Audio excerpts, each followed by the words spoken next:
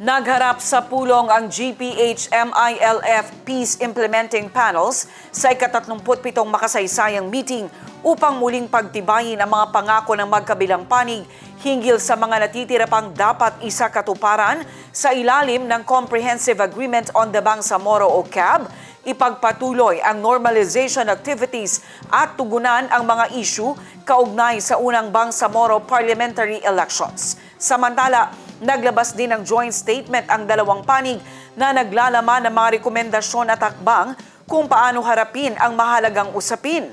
Ito ang unang pagkakataon na dumalo sa pulong ang Malaysian Third-Party Facilitator at Special Advisor, gayon din ang International Contact Group o ICG.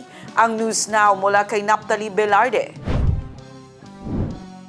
Muling nagharap ang GPH-MILF Peace Implementing Panels sa makasaysayang 37th meeting ng dalawang panig sa Davao City araw ng Biyernes, December 19.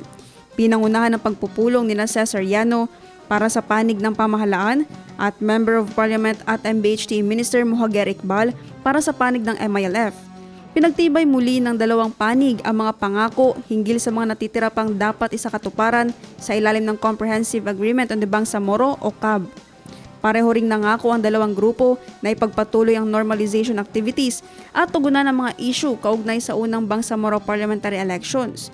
Ito ang unang pagkakataon na dumalo sa pulong ang Malaysian Third-Party Facilitator at Special Advisor Zulkifli bin Zainal Abidin, gayon din ang International Contact Group o ICG. Binubuo ang ICG ng mga bansang Japan, United Kingdom, Saudi Arabia at Turkey, kasama ang mga international non-government organizations na Center for Humanitarian Dialogue, Conciliation Resources, Muhammadiyah at Community Santa Gideo.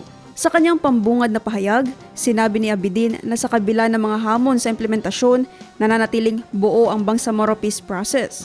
Ibinahagi naman ni Iqbal na ang mga panig ay natutong huwag magpapako sa mga hadlang at binibigyang diin ang kahalagahan ng patuloy na kooperasyon.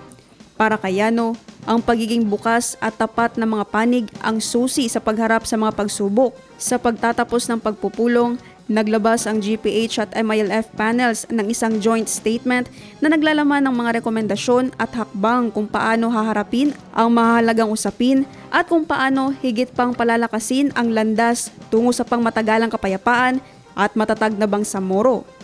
Naphtali Velarde, iMinds, Philippines.